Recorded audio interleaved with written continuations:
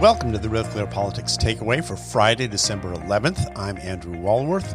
We may remember this week as the pivot point where Donald Trump ceased to hold center stage in American politics and attention really began to shift to Joe Biden, which it seems may be a mixed blessing for the president-elect.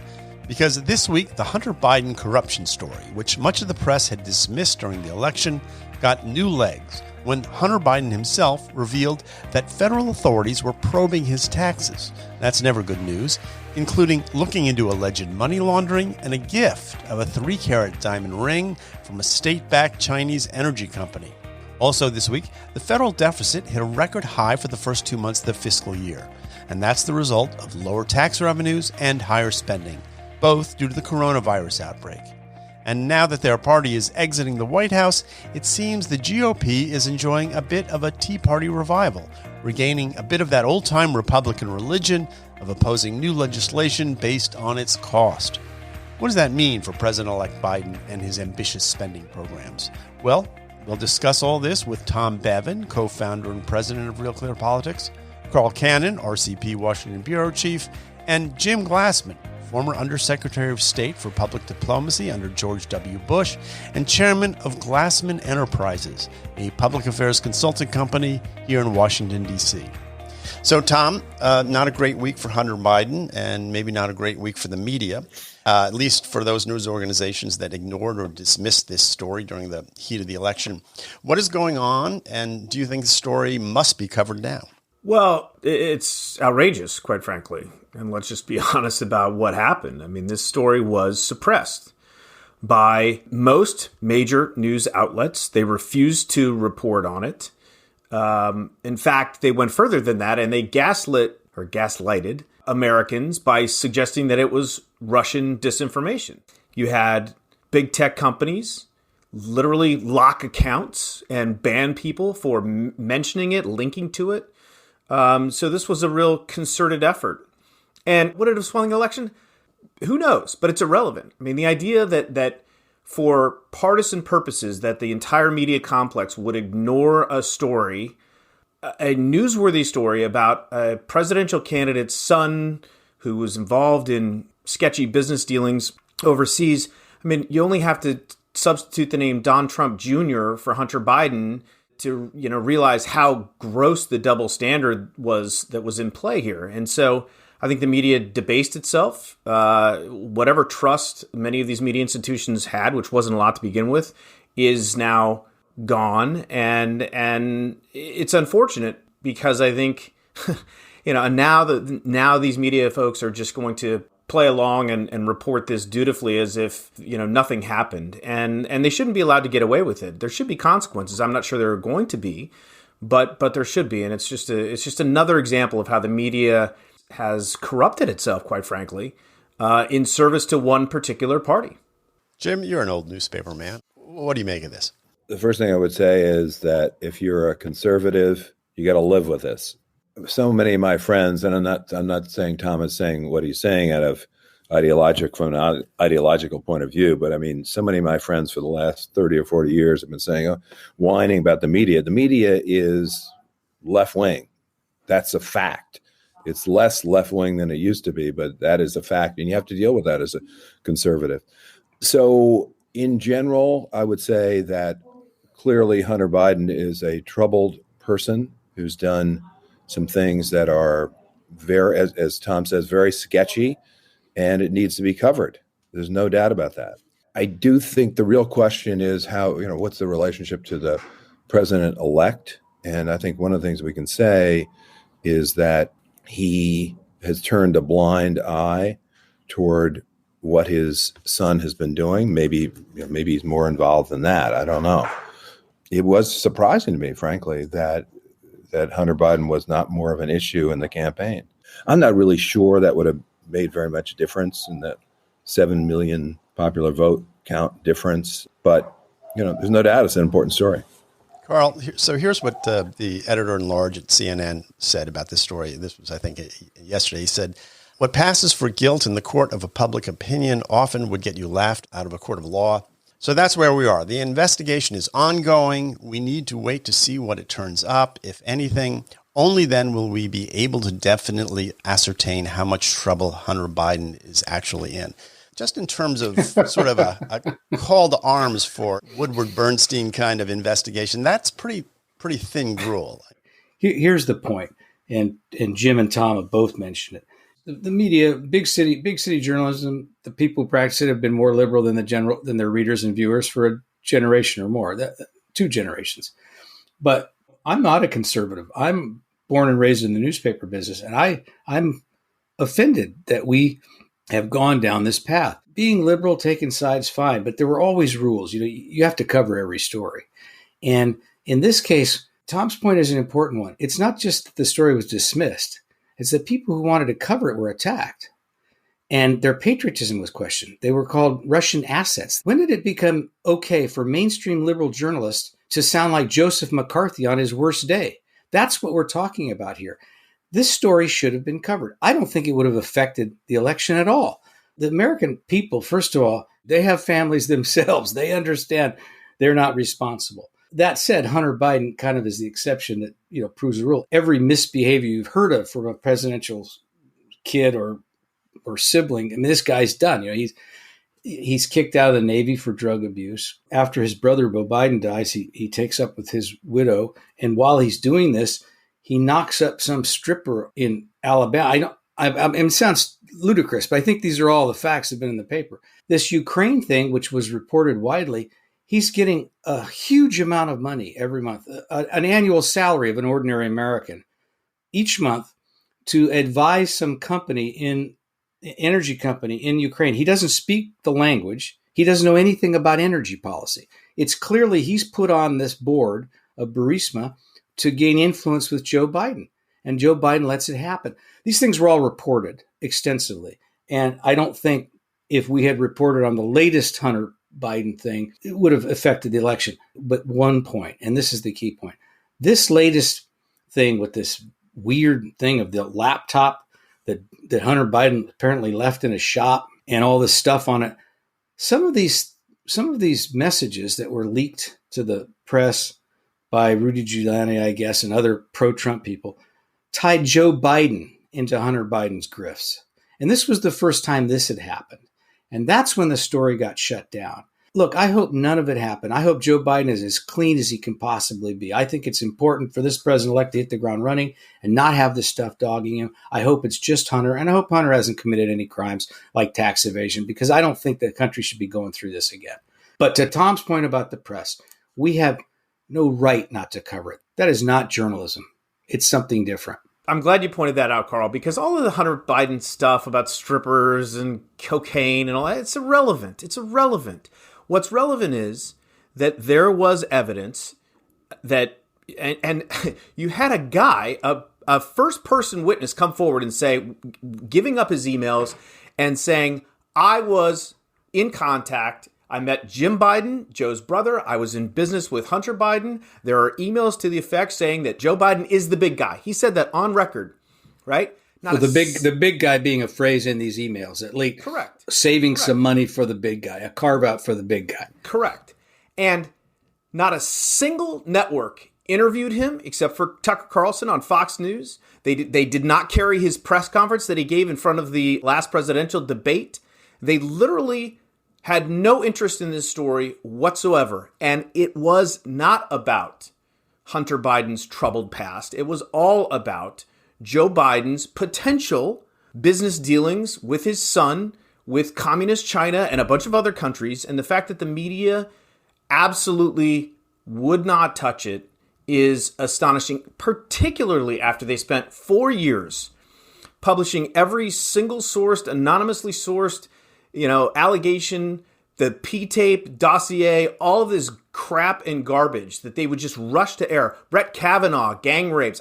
Literally no standards at all for any of the stuff that they were putting on air over the last 4 years. And suddenly, all these media organizations are refusing to talk to people who have actual firsthand information, documentation, proof, bringing the receipts. It's outrageous. So, Jim. By the way, I think that, Tom, that the media did cover it in a very skeptical way. Because I don't watch Tucker, and I knew all about it, so I didn't get it from Tucker. I mean, I read it somewhere else. There was a lot of skepticism about it. I'm not sure whether it was. Well, you didn't get it. You didn't get it in the New York. You didn't get it in the Times, Jim. Well, I read the New York Times. I read the Wall Street Journal. I read the Washington Post. I read lots of things, and I watch lots of things. Anyway, and I knew all about it. So I think the real issue is the president-elect and how he has handled this. And I think personally, it's terrible. I think the way he handled it was, I don't know whether he's the big guy and whether he's got paid or what, I mean, or was supposed to be paid. I mean, that would be a big story, and I think it needs to be pursued. But one thing I do know is that he had a son who was going around doing things that were extremely questionable and worse. And his way of handling it, and I can perhaps understand this as a parent, was to ignore it. And I think that's bad. That was wrong. And it may bode ill for his performance as president of the United States. The difference is now we have an FBI ongoing investigation into tax evasion. We know when those investigations start, they don't always end well, and they go wherever the investigation is supposed to go, including maybe now to the president-elect. So this story, I think, has changed. And Jim, I'm just wondering, as you look at the press now, do you think the press will sort of go after that part of the story now? Will the press go after Biden in a way that they would go after any other public official who was caught in a similar situation? There's not the slightest doubt in my mind that the press will. Interesting. The stakes have changed, and Jim's point is right. If Joe Biden is compromised and has to leave office, Kamala Harris becomes president. If you'd gone after Joe Biden in October and you found things you didn't want to find, Donald Trump would have been president. At least that's the theory. So the press is not going to have the same motivations. But I want to go back to first principles here. I just don't think that that's the kind of things that should be in our minds. I think we should report the facts and let the chips fall as they may. I think we ought to just practice journalism and let the voters and the politicians do their thing and take care of themselves. That's just my view. I'm the last of the bison, I know, but that's me too. I'm with you. I mean, I think it's terrible what's happened to journalism. The liberal bias is no different. I mean, it is different actually. I mean, the liberal bias was always there. What's different now is that it's relentless. But I do think that there will be a change when there's a new president. I'm going to dissent from that view. Part of the reason we ended up with Donald Trump, and part of the reason that I think the media's credibility is so bad, is not how they covered. I mean, it is how they covered Donald Trump, but it's how they covered Obama for 8 years, right? With this sort of, kid gloves and letting him walk out of office saying, not a hint of scandal, and, all this stuff. They were very easy on Obama. I mean, how many times did he say that, I read about that in the paper, just like you guys, my IRS director. I mean, just on and on and on. So I think we're going to revert back to a situation where the media is going to treat Joe Biden with a different standard than they treated Donald Trump. I think that's like indisputable. I think we're going to revert back to the Obama years, basically. Well, good. I want to switch topics now. Carl, 2 pieces in Real Clear Politics today. One by Mort Kondracki, arguing the Democratic Senate majority is imperative to Biden's success. And one by you, arguing just the opposite, that divided government is just what Biden needs. Tell me about this. Mort's an old friend of Jim's. He's an old friend of mine. He's an old friend of all of ours. Interesting that you decided that you had to take on Morton frontally on this very issue. Well, Morton, or is your old what did McLaughlin used to call him? Morton. Yeah, Morton. Morton. He sent me this piece, and he's retired. He's left Washington. He lives in I think on Bainbridge Island. Tom, he's out in your part of the country where you grew up. Anyway, he sent this piece, and Mort has become a dedicated political reformer. These groups, these centrist, nonpartisan groups that want to reform politics, and he goes to their conventions. He writes about it with his, insight and verve. But he's this Trump refusing to concede the election has driven him crazy. I don't mean crazy. It's infuriated more. And he wrote this piece, not only that Joe Biden's future depends on the Democrats winning both of the Georgia Senate seats, but the future of the Republic itself depends. It's a coup if we don't, So Morton, wrote this. It's like 2,000 words. And I thought, well, I don't want to say no to him. But if I print this, if we put this in our template, just the way it is, people will wonder what's going on. So I said, all right, Mort, I sent it back to him. He said, I'm sure you won't want to run this. I said, well, I will, but I think I'll do it and I'll write the rebuttal. He said, great. So we agreed to do it that way. And my own view is that, and you can read it on the column, all our stuff's free, RealClearPolitics.com if you don't know our site. But basically, I make the point that I think in this day and age, with the Republicans being so conservative and now with this angry populism, melded onto it, and the Democrats becoming so liberal, it's more imperative that divided government makes more sense than ever now. Moreover, I think that Joe Biden would have an easier time negotiating with Mitch McConnell than Chuck Schumer. And some people think that's crazy. They think of Mitch as, Mr. Obstruction. But Biden has dealt with McConnell for a long time. They were in the Senate together for more than 30 years or something. And they negotiated then. The two guys actually like each other, which is news because not a lot of people even like Mitch McConnell. He's a kind of a dyspeptic personality, but Biden does, and they get along. And during the Obama years, when the two sides had to agree, like you have to have a budget, you have to raise the debt ceiling, Obama would send Biden up the hill to get it done, and he and McConnell worked it out.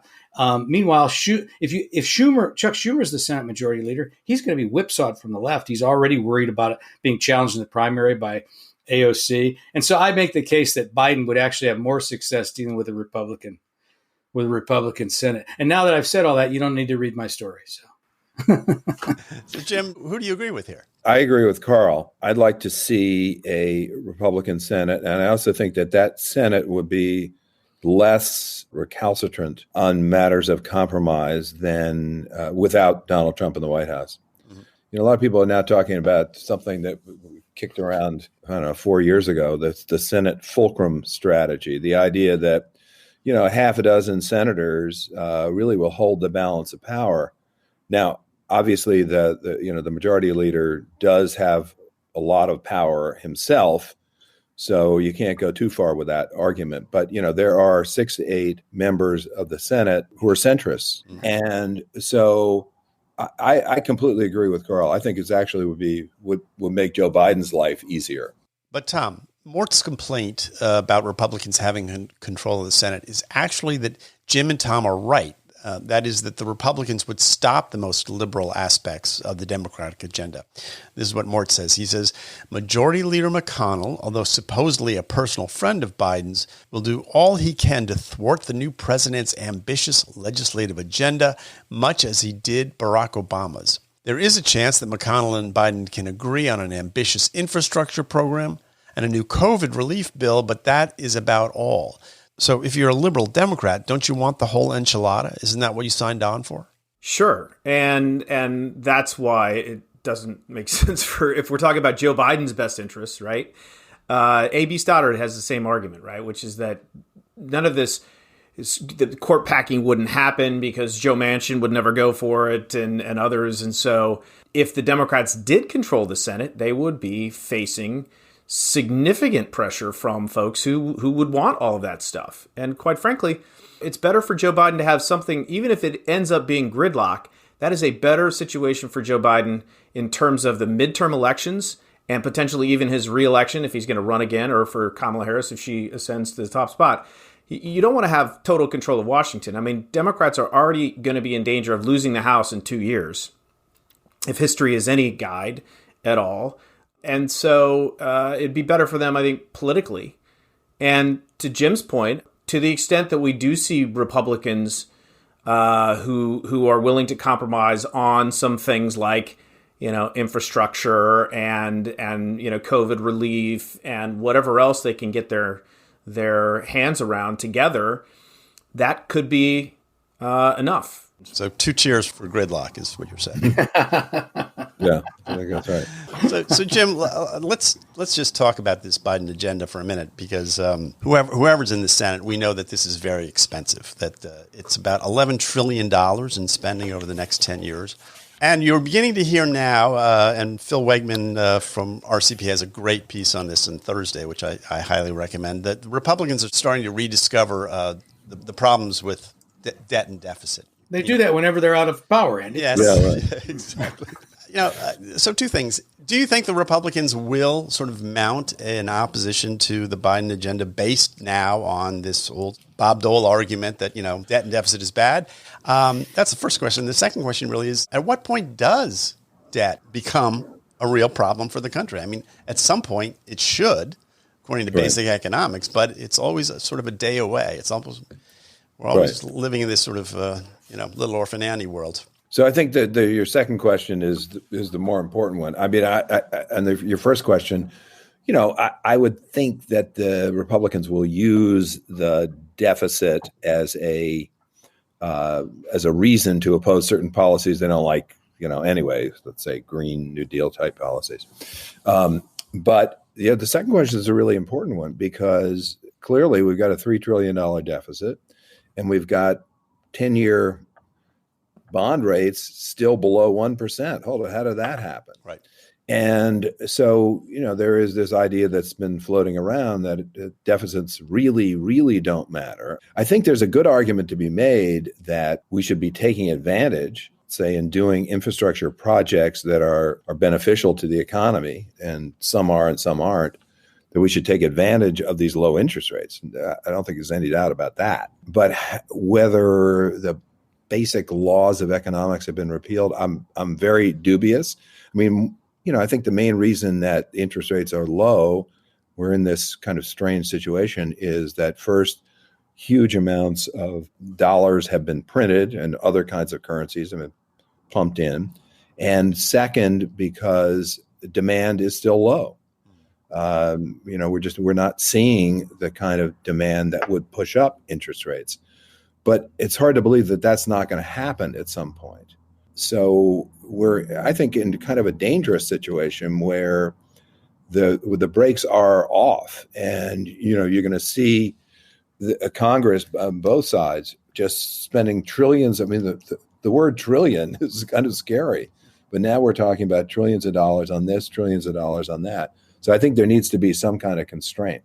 Tom, are the Republicans hypocrites on this? I mean, is this just sort of, has been suggested? Absolutely, 100%. But that's not going to stop them. It never stops. Hypocrisy has never stopped politicians from either party. So Republicans will, in fact, and I thought Phil's piece was excellent, that as he phrased it, the deficit hawks will rediscover their talons, and they will be accused of being hypocrites, and they will be hypocrites. But that's how this dance goes. You can already see the push from the Biden administration, from Bernie Sanders, from AOC, for massive, and Nancy Pelosi, quite frankly, massive spending is coming down the pike. COVID relief for states, all of that stuff they're going to try and get through. And that's why, we go back to the Senate. I mean, that's an issue where if Democrats did control the Senate, all of that stuff would go through. Guys, though, we're sort of ignoring one thing here, and we're ignoring a lot of things, Carl. But about the debt, the federal deficit, and the debt.